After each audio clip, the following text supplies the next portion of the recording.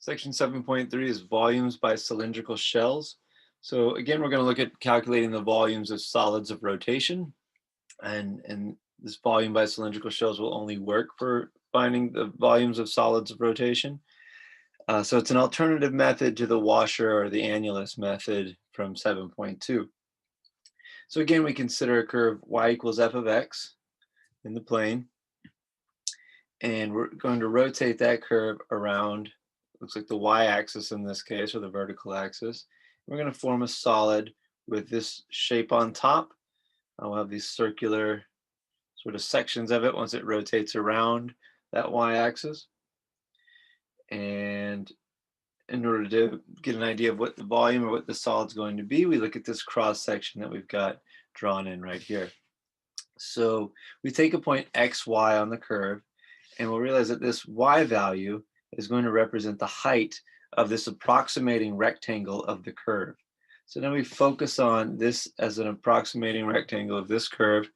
When this rectangle is rotated around the curve, if we rotated several rectangles like it around the curve and added up the volumes of each of the rotations of these rectangles, we could approximate the volume of this resulting solid. So again, let's focus on this single one. It's going to rotate around the y-axis, and it's going to form this sort of cylindrical shell object.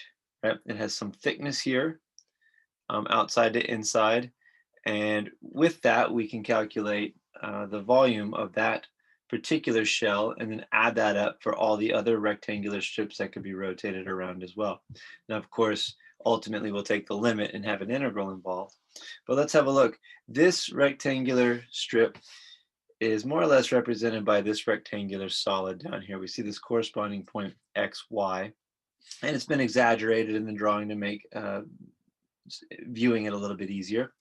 So we've got a smaller radius, an inner radius here for the lesser circle around the point x, our point of rotation, our axis of rotation, which is the y-axis. And we've got a larger radius r, which is this outer radius of the shell.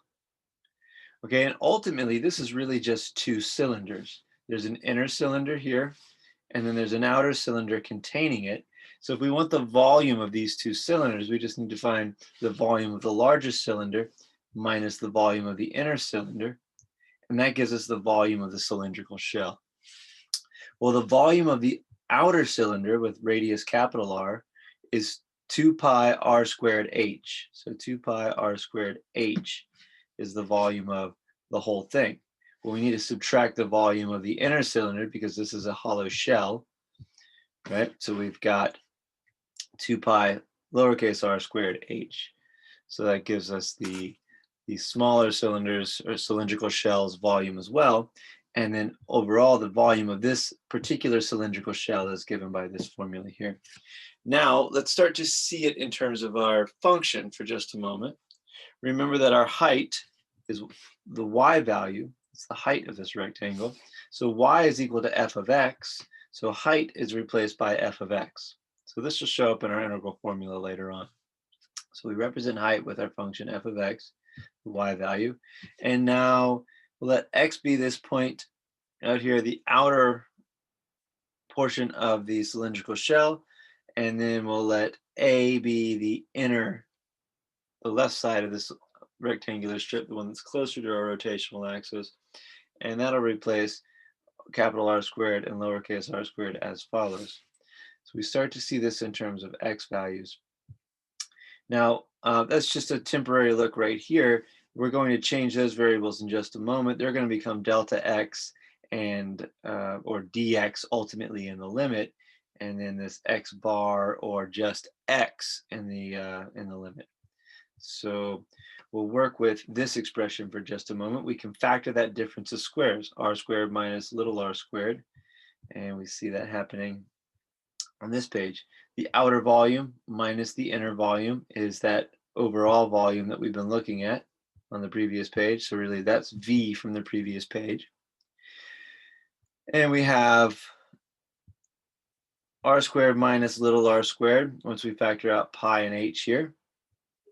And we end up with r plus r times r minus r as our factor of difference of squares, r squared minus r squared. And what we do next is we introduce this factor of 2 and 1/2.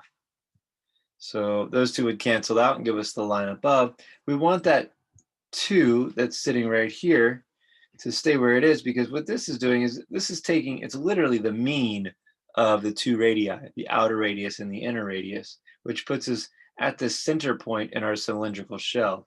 So in other words, if we're looking at a cylindrical shell, perhaps something like this, and it's got this inner radius, the capital R over little r is this point right here in the center of that cylindrical shell's solid portion. Okay, so little radius would be, it's a little hard to draw this short distance here, and the outer radius would be this longer distance to here. So that is the breakdown of this, and what this point will become ultimately in the limit is if it's the middle of these shells, no matter how much we shrink these shells, we're always going to be in the middle of it. So this is ultimately going to become x when we take the limit of all these shells and then add them up through the integral. Okay, so r minus r, this difference between the two radii, that's literally just the thickness of the shell, right? So I can denote that right here. R minus R is this thickness right here. And that'll show up on the screen in just a moment, but that is going to be dx ultimately, or delta x at some point in our Riemann sum. So we call that average, that mean of capital R and lowercase r, r bar, down here in this formula. And here's h once again, and then we'll have delta r. All of these components will line up with x, f of x for h, and dx for delta r once we take the limit of these things. So it's nice to make these connections throughout the process. This is not a formal derivation of this cylindrical shells formula, but it's at least a sketch of where all the parts will come from when you see the ultimate formula. And the formula for it is given in the box below, but one of the last steps we want to, before we get to that formula, is to write the Riemann sum that we see here. The volume overall of rotating that curve y equals f of x about the x-axis or the y-axis is given by this, 2 pi xi. Remember that that is the midpoint, or a point inside our cylindrical shell that we're approximating. In this case, it's the ith cylindrical shell, given by that index right here. F of xi star is the height of the ith shell, and delta x is the thickness. And all of those correspond to capital R and lowercase r, like we saw on the previous page. Okay, so when we finally take all this, put it together, and we take the limit as n goes to infinity, we're going to take infinitely many rectangles, which are infinitely thin. We'll get the exact volume of that solid between the points A and B, x equals A to x equals B, of the curve y equals f of x. And our formula is, as we see in the box, 2 pi x f of x dx, integral from A to B. So that's the formula. That's the sketch of its derivation here. We can see, again, I've decomposed what all these things are. X is the radius, dx is the thickness, and f of x is the height. And actually a better picture of x would be not so much all the way to the end. X would come out here to about the middle of that cylindrical shell, but it really doesn't matter as long as x is inside the shell. These shells in here are infinitesimally thin, so drawing it like this is really just an exaggeration and just an illustration to show more or less what x is representing, without actually being able to do it, because we can't draw an infinitesimally thin shell. So let's see a couple examples. So the first one, they ask us to use cylindrical shells to find the volume of the solid obtained by rotating the region bounded by the given curves about the y-axis. So rotation about a vertical axis is one of the easier things to learn first before we start rotating about horizontal axes. The curve y equals cube root of x, y equals 0, and x equals 1 forms this region here. We've got the curve leaving the origin going up to 1, 1.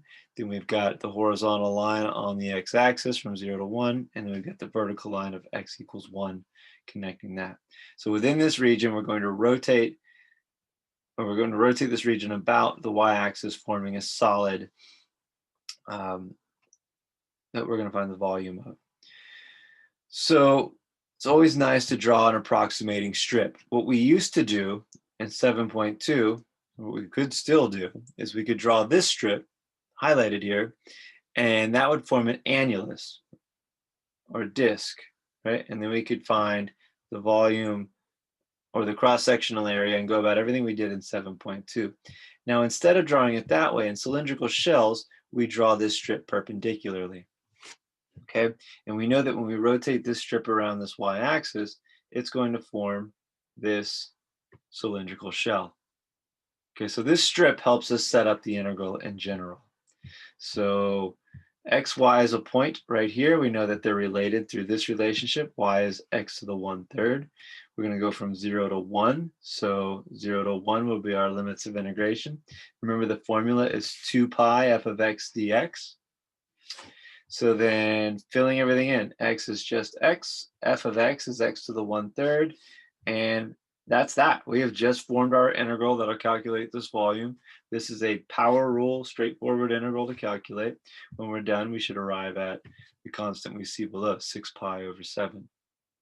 So it's not too difficult to set up, and a lot of students find that this is actually the easier method to use. It just comes at the cost of remembering the formula and getting that formula correct once you write it down and go to use it. So let's see this same problem. Let's see it in terms of the washer or the disk method, just for illustration purposes. Okay, so that's exactly what this problem is asking us to do. Notice it's the same region rotated about the y-axis. So it's essentially the same picture. Now, though, as I pointed out before, we're drawing an approximating strip, which is in the plane of our rotation, right? It's perpendicular to the axis of rotation, whereas the cylindrical shells method, we draw an approximating strip that's parallel to the axis of rotation, to the y-axis in this case. So for washer and disk, we have a thickness of dy. We realize that this thing is laid out this way. Its thickness is given by distance on the y-axis, so we know that dy will be our differential. So that gives us a hint as to what variable our integral needs to be in. Now we need a cross-sectional area function for this. Well, note that there's a gap between it and the axis of rotation. So this is actually going to be a washer method or an annulus method. So we'll have to take the outer cross-sectional area minus the inner cross-sectional area, and that'll give us our cross-sectional area for this solid of rotation. So pi times r squared, capital R is the outer radius, and lowercase r is the inner radius. So this says r is equal to 1 here, but really r is any larger value, not this way. Actually, r does not change. If we look right here, that's the outer border of this solid, and when it rotates around the y-axis, it's always going to be that fixed line of distance 1 from the y-axis. So in fact, r is fixed at 1. Lowercase r is just whatever x value we happen to be at. Okay, if we're at a different point on the curve, we're at a different x value. So this lowercase r has to be x, as we see below. So this tells us that our area function is pi 1 squared minus x squared, which is just 1 minus x squared. Now the problem is we've already recognized that dy is our thickness, so our integral needs to be done in terms of y. Well, in order to take care of that, we realize that this curve is y equals the cube root of x. Solving for x, we get x equals y cubed. Now, if x is y cubed, we just sub that in here, and we'll have y to the 6th ultimately. And remember that we're going from 0 to 1 on the y-axis. So that's our 0 to 1 for our volume integral. And we've got cross-sectional area is pi times 1 minus y to the 6th. That's our area function. And again, it's a straightforward integral.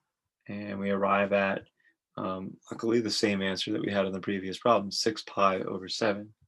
So that's it for the first video of this. It's a short, sort of quick derivation of the formula, some sketches of where that comes from, a first couple of uses for it, a comparison between washer and annulus method versus the cylindrical shells method. You can see that the work for cylindrical shells is substantially shorter, maybe a little bit less involved than the work you have to do in the graph for the annulus method. When we continue in the second video, we'll look at rotations about non-coordinate axes, and we'll talk about horizontal rotations as well.